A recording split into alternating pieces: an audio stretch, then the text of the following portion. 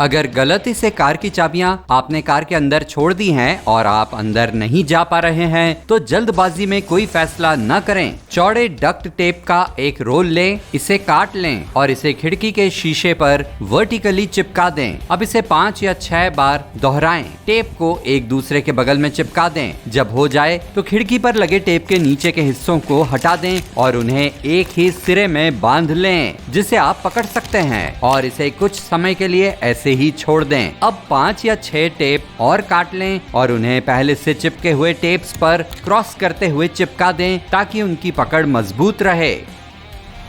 जैसे ही ये सेट हो जाए तो पहले बनाए गए सिरे को पकड़ें और 3, 2, 1 गिनने के साथ इसे नीचे खींचें। थोड़ा जोर से। खिड़की थोड़ी नीचे खिसक जाएगी और आप अपने हाथों को ग्लास और फ्रेम के बीच में से ले जा सकेंगे जिससे आप इसे और नीचे धकेल सकेंगे जब तक कि आप अंदर नहीं आ जाते और चाबियां निकाल नहीं लेते। चलिए इस बात को मान लें कि हम सभी गाड़ी पार्क करने में बहुत अच्छे नहीं हैं। हो सकता है कि जब आप ज्यादा ध्यान नहीं दे रहे थे तो आपने अपनी कार पर खरोंचे लगा ली हों। उन शानदार रबर चिकन्स को लें जिन्हें स्क्वीज करने पर आवाज आती है। चेतावनी, थोड़ा मजाकिया लगेगा लेकिन आपकी कार को फिर कभी स्क्रैच नहीं लगेंगे। ठीक है, पार्किंग से पहले उन्हें बाहर निकालें और उन्हें अपनी कार के आगे और पीछे के कोनों पर लगा दें। जब आप किसी पोस्ट या दीवार या किसी और की कार के बहुत करीब पहुंच जाते हैं तो इनसे आवाज आने लगेगी और अगर आप फिर भी चलते रहते हैं तो वे आपके पेंट जॉब को बचाने के लिए एक सॉफ्ट बम्पर के जैसे काम करेंगे।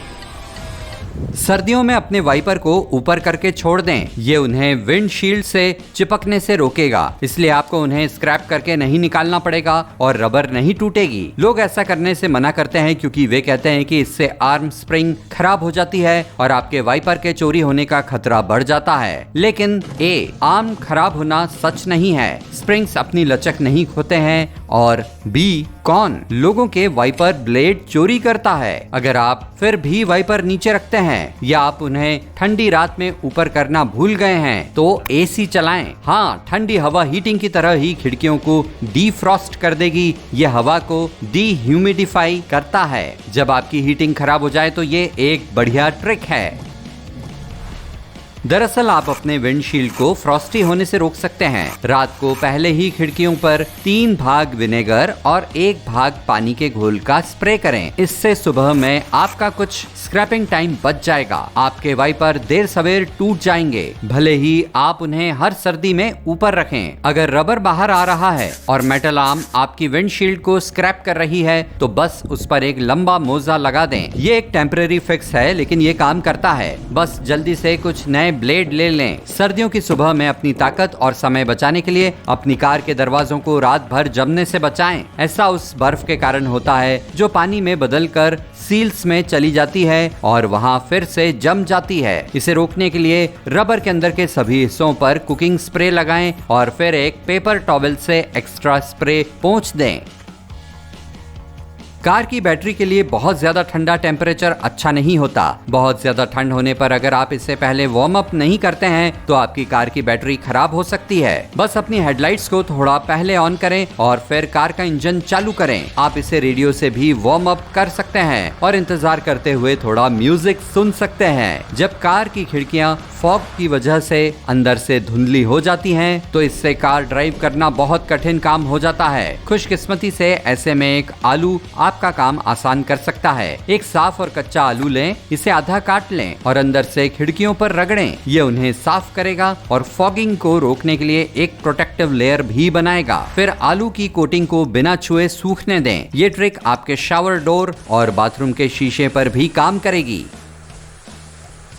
अगर आप बर्फ या कीचड़ में फंस गए हैं तो आप अपनी कार के रबर मैट का इस्तेमाल खुद को बाहर निकालने के लिए कर सकते हैं। ट्रैक्शन के लिए उन्हें अपने टायर्स के नीचे रखें। ऐसे में किटी लिटर ट्रिक भी काम करती है, लेकिन कार में उसे लेकर कौन चलता है। अपने मैट्स को वहीं ना भूल जाइएगा। अगर कार मैट से मदद नहीं मिलती है तो टायर्स को थोड़ा सा डिफ्लेट करने की कोशिश करें। ये टायर्स के सरफेस एरिया को बढ़ाने में और उन्हें ट्रैक्शन पाने में मदद करेगा। याद रखें कि उन्हें आप जरा सा ही फ्लैट रख सकते हैं और जैसे ही आप बर्फ से बाहर निकलते हैं आपको उन्हें वापस पंप करना होगा। बारिश के दिनों में अगर आपकी कार जंगल में कीचड़ या रेत में फंस जाती है तो आप जानते हैं कि ये कितना डरावना हो सकता है। अच्छी खबर यह है, आप फावड़े और थोड़ा धैर्य का इस्तेमाल करके बाहर निकल सकते हैं। फावड़े या यहाँ तक कि अपने हाथों का इस्तेमाल करके पहियों के चारों ओर से जितना हो सके कीचड़ और रेत को साफ करने की कोशिश करें। अगर आपकी कार अभी भी नहीं चलती है तो मोमेंटम पाने के लिए रिवर्स से ड्राइव पर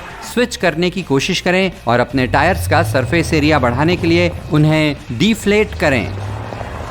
महीने में एक बार अपनी कार को करीब 16 किलोमीटर तक 110 किलोमीटर प्रति घंटे तक की रफ्तार पर चलाने से जाहिर तौर पर किसी ओपन फ्रीवे पर ड्राई कंडीशंस में इंजन और एग्जॉस्ट सिस्टम में बनी हुई गैस और पानी इवेपोरेट हो जाते हैं। इससे आप थोड़ा जल्दी पहुंच सकते हैं, लेकिन ऐसा फिर से तभी करें जब ये सही हो। अगर आप अक्सर अपनी कार कोई बड़ी पार्किंग लॉट में नहीं ढूंढ पाते हैं तो जैसे ही आप वहां रुकें उस स्पॉट या रो नंबर की एक तस्वीर ले लें। ऐसे जीपीएस एप्स भी हैं जो आपकी कार को बड़ी पार्किंग स्पेस और बड़े गैरेजेस के बीच खोजने में मदद करती हैं। अगर आपने तस्वीर नहीं ली है या उस ऐप को डाउनलोड नहीं करने का सोचा है तो आप रिमोट चाबी की मदद से अपनी कार ढूंढ सकते हैं। सिग्नल नहीं पहुंच रहा, फिर इसे अपने सिर के करीब लाएं। आपके सिर में मौजूद फ्लूइड्स सिग्नल्स की कंडक्टिविटी बढ़ाते हैं। ये क्रेजी लगता है लेकिन ये काम करता है।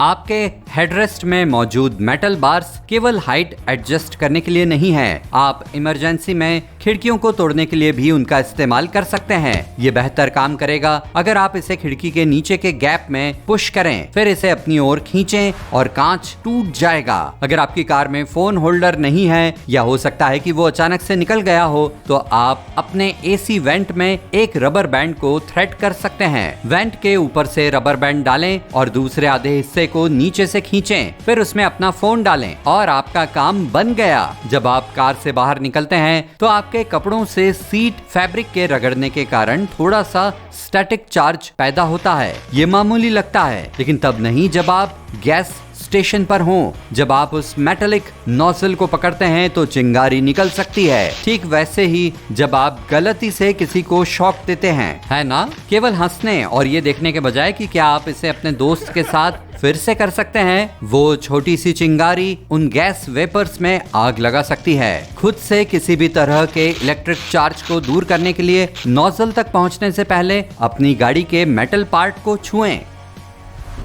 गैस स्टेशन की बात हो रही है तो जब आप फ्यूल भरने के लिए जाते हैं तो आपको कभी कभी बहुत देर तक गैस टैंक ढूंढने के बाद पता चलता है कि ये गाड़ी के दूसरी तरफ है। खुशकिस्मती से अब आपको ये गैसिंग गेम नहीं खेलना होगा। आपके डैशबोर्ड पर फ्यूल आइकॉन के पास एक छोटा सा तीर होता है जो आपको बताता है कि टैंक किस तरफ है। इससे कई बार मेरा समय बचा है। डिश वॉशिंग लिक्विड आपकी कार की खिड़कियों और विंडशील्ड को साफ करने का एक अच्छा और सस्ता तरीका हो सकता है। यह आपको फिंगरप्रिंट से लेकर डॉग स्लॉबर तक किसी भी चीज से छुटकारा पाने में मदद करेगा। बस एक गीला और गर्म वॉश क्लॉथ लें, डिश वॉशिंग लिक्विड की एक बूंद लें और सफाई शुरू करें। प्लंजर असल में रसोई और बाथरूम के बाहर भी बड़े काम आते हैं, जैसे कि आप अपनी कार के छोटे और मीडियम साइज के डेंट को ठीक करने के लिए कप प्लंजर का इस्तेमाल कर सकते हैं। डेंट और प्लंजर दोनों को गीला करें और इसे ऐसे इस्तेमाल करें जैसे कि आप कोई नाली को खोल रहे हो।